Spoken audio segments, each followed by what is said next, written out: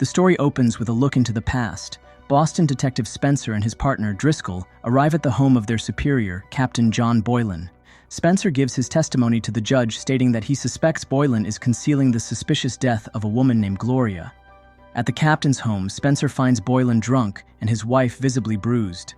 Tensions boil over, and Spenser's anger leads him to violently attack Boylan. Fast forward to the present, Spenser is just days away from completing a 5-year prison sentence. During his time behind bars, he bonds with a fellow inmate named Squeeb, who is connected to a gang on the outside. One day, while talking with Squeeb, Spenser finds himself suddenly surrounded by hostile inmates. Squeeb warns him to leave Boston permanently and delivers a message from someone else.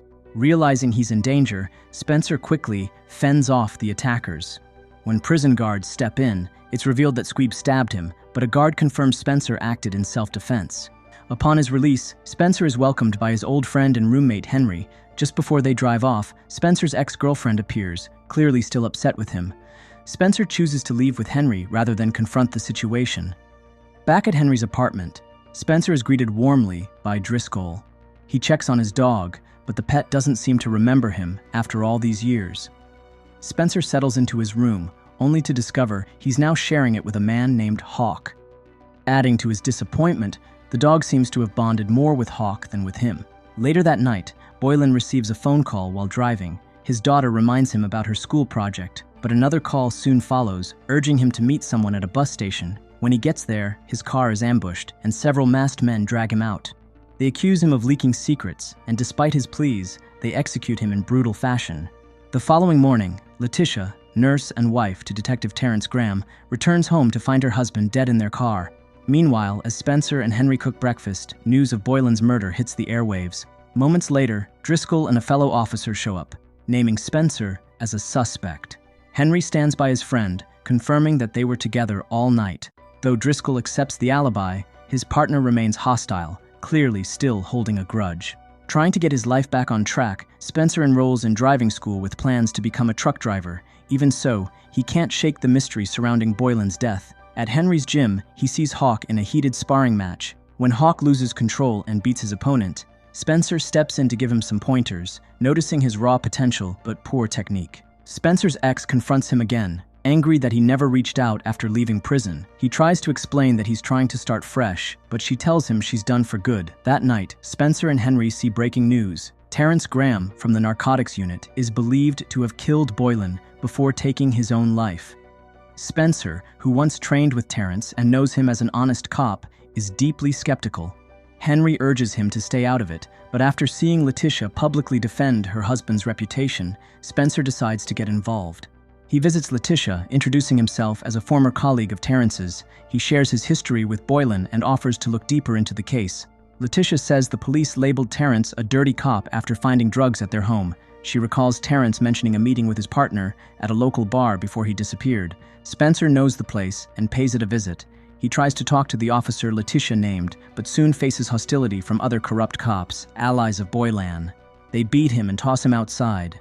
Recovering, Spenser notices a convenience store camera facing the bar's entrance. With Hawk's help, Spenser gets the surveillance footage. They see Terence leaving the bar and stepping into a yellow car. Another car, blue this time, is also seen. It's later identified as the vehicle involved in both Boylan's death and where Terence's body was discovered. Though Spenser doesn't recognize the cars immediately, he knows where to begin his search. At the scene of Boylan's death, Spenser finds only one clue: a toothpick. He then confronts Driscoll during a workout session. Driscoll claims Terence was using drugs and that the case is closed. But when Spenser brings up the crime scene, Driscoll insists he's never been there. That detail doesn't sit right with Spenser, especially since Driscoll is always seen chewing on a toothpick, just like the one Spenser found. Sometime later, while out with Hawk, Spenser runs into his ex again, this time with another man. Afterward, Spenser spots the yellow car from the footage and gives chase. He jumps a fence during the pursuit but gets attacked by a dog. Injured, he returns to the gym, where Hawk tells him he memorized the license plate. Spenser reaches out to an old contact and learns the car belongs to a man named Charlie. They begin following Charlie and eventually learn the bigger story. Gloria, the woman whose death set this all in motion, was an activist fighting against forced evictions in Boston.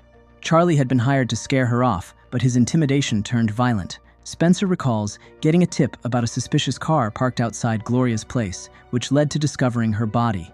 But rather than investigating, the department buried the case. A reporter even shared security footage showing a group assaulting Gloria, yet nothing was done. Spenser and Driscoll had once approached Boylan with this evidence, hoping he'd act. Instead, Boylan dismissed it and told Spenser to back off. Frustrated and convinced Boylan was hiding something, Spenser lashed out and beat him. Hawk, hearing all this, slashes Charlie's tires and scrawls a cat's face on his car, an eerie reference to Gloria's pet that Charlie had once killed. The next day, while tailing Charlie, Spenser notices 2 FBI agents watching him too.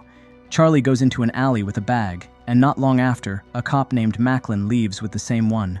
When Spenser speaks with the agents, they recognize him as the ex-cop who assaulted Boylan years ago. They offer him a card and ask for any tips. Later, Spenser meets with Squeeb in prison, trying to get more information. When Squeeb refuses, Spenser video calls Henry and shows Squeeb that his wife is out drinking with Hawk. That trick works. Squeeb gives in and reveals that the answers lie in a place called Wonderland. With help from a reporter named Wayne, Spenser and Hawk find out that Wonderland is a front for illegal gambling and drug trades, all controlled by dirty cops. Wayne warns that exposing the place won't be easy. People who try to speak out often get silenced. While trying to investigate Wonderland, Spenser is threatened and forced to leave. Around this time, both Boylan and Terrence's funerals take place, but only Boylan is honored with full police ceremony. Terrence, despite his innocence, is quietly buried in a small church. Later that day, Spenser and Hawk visit a restaurant, only to be ambushed again. As the attackers close in, Hawk crashes a car into the building to save Spenser. Knowing they're being targeted, the trio hides out at Cissy's place for safety. Soon after, Letitia contacts Spenser, saying her home was broken into. When they arrive, she hands him a hard drive with a recording. It captures a conversation between Terrence and Boylan, where Boylan confesses to wanting out of the Wonderland operation. He explains how everything is connected, from the gang that attacked Spenser to Macklin and ultimately to Driscoll. With the truth exposed, Spenser goes straight to Driscoll. He demands that the operation be shut down, giving Driscoll one final chance to do the right thing. Spenser turns over the recording to the FBI, but they say it's not enough to clear Terrence's name. Frustrated but undeterred, Spenser tracks down Charlie once more and pressures him for details about their drug runs. Charlie finally admits there's a delivery happening that day. Spenser and Hawk intercept the van, hurling a hammer at it to stop it in its tracks, setting the stage for the final confrontation. After stealing the van from a group of drug runners, Spenser and Hawk show the stash to reporter Wayne, hoping it'll be enough to expose the corruption, but Wayne says it still won't hold up. Frustrated, Spenser takes the van to Cissy's garage, only to learn from her that Henry has returned to his apartment. Soon after, they get a call from Driscoll. He reveals he's kidnapped Henry and plans to kill him unless Spenser brings the drugs to Wonderland. Realizing they're out of time, Spenser and Hawk come up with a strategy to fight back.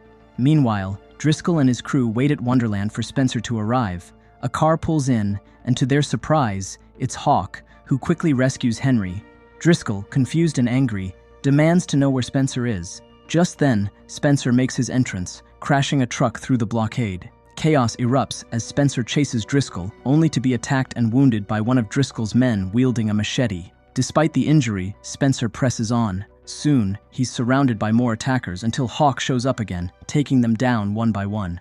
Driscoll stops running and waits to face Spenser head-on. Spenser catches him off guard, tackling him from the side. He draws a gun, but lowers it, deciding instead to settle things with his fists. The two engage in a brutal fight. Driscoll seems to have the upper hand at first, but Spenser turns the tables, landing a flurry of punches that drop Driscoll to the ground. Instead of exacting revenge, Spenser cuffs him and makes a citizen's arrest. Authorities and the FBI arrive to find the drugs, and the corrupt officers rounded up. News spreads quickly. The Wonderland operation is busted, and everyone involved is behind bars. Gloria's murder case is finally closed, and it's proven that Terrence was framed all along.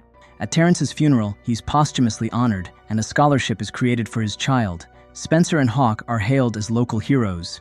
In the final scene, Spenser, Hawk, Henry, and Cissy gather at a restaurant. But just as they begin to relax, a news report flashes across the TV.